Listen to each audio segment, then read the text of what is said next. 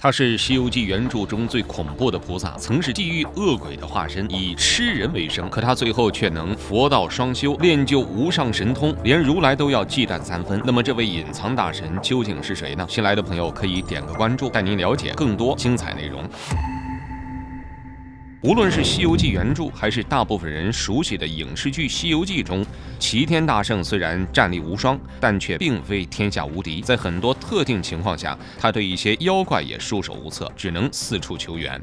比如在原著72回盘丝洞七情谜本翟构全8戒忘形中，他就被一个妖精难住了。盘丝洞的7个蜘蛛精其实并没有难住悟空，真正让他为难的是这些妖精背后的那位道门大仙，也就是黄花观中的蜈蚣精。这个蜈蚣精法力高强，且在炼丹一道上有很深的造诣，尤其是身上长着1000只眼睛，可以发出毒雾和金光，连悟空都束手无策。这个蜈蚣精与《西游记》中的其他妖怪有很大的差别，是很少有的不吃唐僧肉，而是直接下毒。这一点就非常有意思，指向2种可能：第一，蜈蚣精不知道唐僧是谁，真是为师妹报仇，直接要了唐僧的命，根本不知道吃他的肉能长寿；但基于蜘蛛精都知道夺取唐僧的元阳，这一点可能性不大。第二，是他知道唐僧身怀取经重任，但靠山不够硬，只敢使绊子，不敢肖想唐僧肉。毒害取经团队是为了蹭一下最大流量，展示自己的实力，向更高处递个投名状。但无论他的目的是什么，不得不说，蜈蚣精还是有2把刷子的。悟空束手无策，却又急着救师傅。就在他万般无奈的时候，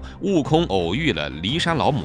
骊山老母是一位极具影响力的大神，不止在《西游记》中出现，她的故事横跨数个时代。历史上有名的女英雄，比如樊梨花、钟无艳、穆桂英等等，都有民间故事，称他们是骊山老母的门下弟子。据说骊山老母的母亲是华胥，哥哥是伏羲，都是远古时代的大神。悟空遇到骊山老母后，本以为可以向他求助，但骊山老母并未出手，而是给他介绍了一个专治蜈蚣精的大神。这位大神是毗蓝婆。在《西游记》第73回中提到，在千里之外的地方有一座紫云山，山上有个千花洞，毗蓝婆就住在千花洞中。奇怪的是，骊山老母在给悟空指路时，还特地嘱咐千万别说受了他的指教。他说是毗蓝婆不喜欢别人打扰，但这显然只是一个借口。悟空得了指点后，费了一番功夫，最终找到了千花洞中的毗蓝婆。骊山老母为什么不让说出他的名号呢？一种解释是，千花洞并非毗蓝婆的道场，而是他隐居之地，而他的道场很可能就在黄花观，是他走之后那里才被蜈蚣精占据。从2个地方的名字都可以看出，毗蓝婆是非常喜欢花的，而且用花炼丹炼药也是毗蓝婆的神通之一。而没有什么后台的蜈蚣精，很可能就是偷学了毗蓝婆的炼丹之法，才有了这一身的修为。可以说，蜈蚣精也是毗蓝婆的弟子。蜈蚣精想要炼丹，自然也是要各种花药。蜘蛛精会经常采集各种花药送给蜈蚣精，而且蜘蛛精那一群干儿子全是蜜蜂，极有可能就是协助蜈蚣精炼丹的。在毗蓝婆救出唐僧几人后，看到唐僧几人身中剧毒，却并不紧张，而是马上拿出了解毒丹药。要知道，这毒药是蜈蚣精精心配制的，普通解药肯定不起作用，但毗蓝婆的解药却能瞬间见效，这是为什么呢？有没有可能这毒药根本就是来自毗蓝婆呢？如果按照这个解毒思路，那么问题来了，毗蓝婆为何不在黄花观道场中，却要隐居在千花洞里呢？这就和如来有些关系了。《西游记》原著中来路最诡异的毗蓝婆菩萨到底有多可怕？为什么有人说他的地位很可能比观音菩萨还要高？这个说法有什么依据呢？前面我们说到，骊山老母的神通是毋庸置疑的，但即便是他也不想得罪毗蓝婆，所以才不让悟空透露是他指点。那么毗蓝婆到底有多强呢？其实毗蓝婆最初是罗刹女，是地狱10大恶鬼之一。所谓罗刹，就是吃人肉的恶鬼，可飞行遁地，迅捷如风。罗刹的形象中，男的十分丑陋，女的却极为妖娆。后来佛祖布道的时候，准备感化这些恶鬼，这里的佛祖并非如来，而是如来之前的一尊大佛。不过大部分恶鬼都拒绝被度化，最终被大佛消灭。只有毗蓝婆在大佛的感化中感受到了佛法真谛，于是他真正做到了放下屠刀，立地成佛，成了一位地位极高的菩萨。在在佛教中，想要成为佛和菩萨，只有2种路径，也就是见悟派和顿悟派。第一种是经过千万年的清修苦修，最终感悟大乘佛法，修成正果；而第2种办法就是靠机缘感悟，即便此人之前作恶多端，但只要他真正感悟到了佛的真谛，他也能立地成佛。这第2种方法看似比较简单，但其实是非常困难的。佛度了那么多人，能立地成佛的屈指可数。由此可见，毗蓝婆的悟性也是极高的。而一旦这些人无法感悟，又做下了各种罪恶，最终只能落得身死灯灭的下场。毗蓝婆最初学的是道家法术，顿悟成佛后，佛法大增，成为佛道双修的强悍存在。不过即便如此，相比于如来还是有些逊色的。在成佛后，毗蓝婆也经常前往灵山听讲，但灵山很多佛门沙弥看不起毗蓝婆，认为他此前罪恶深重，因此对他颇有轻蔑和嘲讽之意。后来如来在讲学的时候，也多次隐晦刺痛毗蓝婆，于是他就离开了灵山，并发誓这辈子再也不入灵山。但对于毗蓝婆的本事，如来会放心吗？这样一来，毗蓝婆隐居千花洞的前因基本就明了了。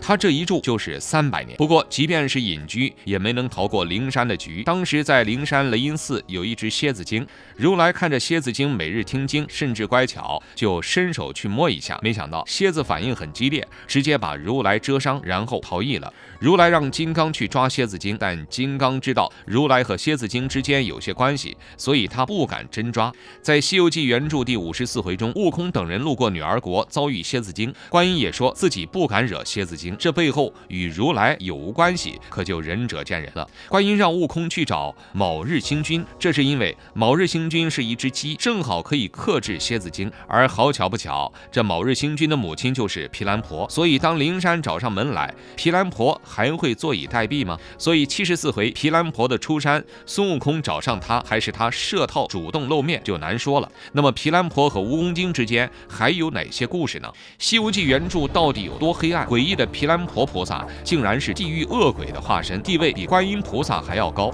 而孙悟空借助他降服的蜈蚣精，与毗蓝婆的关系也没有表面看起来那么简单。我们都知道，仙界之中是不允许恋爱的，但毗蓝婆却有了个儿子卯日星君，而且他的儿子还在天庭中任职。而稍微了解《西游记》原著的就知道，佛门和道教表面上和和气气，但暗地里却是竞争关系。而毗蓝婆此前作为灵山之人，却和天庭不清不楚，还是佛道双修，因此她的地位也比较尴尬。很多人好奇毗蓝婆的老公是谁，其实毗蓝婆是没有老公的。她之所以能生下卯日星君，是因为她感受到了天地交汇之气，这就像是凤凰生下孔雀和大鹏，也是在天地交汇之气的影响下才得以孕育。那么毗蓝婆和蜈蚣精之间又有什么故事呢？其实我们前面已经说过，毗蓝婆最初是在黄花观中修行，那是她的道场，而蜈蚣精当时也经常在道场中看毗蓝婆修炼，炼制丹药等等，也因此修炼成精。后来毗蓝婆到千花洞中去隐居，蜈蚣精也就鸠占鹊巢，将黄花观据为己有了。所以在某种层面上，蜈蚣精可以说是毗蓝婆的弟子，虽然是偷师学艺。后来毗蓝婆帮助悟空制服了蜈蚣精，但当八戒想要将蜈蚣精杀死的时候，却被毗蓝婆阻止。毗蓝婆表示，她正好缺一个看门的人，所以要收了蜈蚣精。对于这句话，其实有2方面的理解。第一方面，毗蓝婆可能是因为这段师徒缘分，所以想要留下蜈蚣精的性命；另一方面，却是真的在为防备灵山做准备。毗蓝婆在千花洞中隐居300年，知道她下落的人寥寥无几，但孙悟空却不知道在谁的点化下得知了他的隐居之地，还轻而易举地闯了进来。如果他日后在修行的时候被灵山的人轻而易举闯入，那要是出大问题的。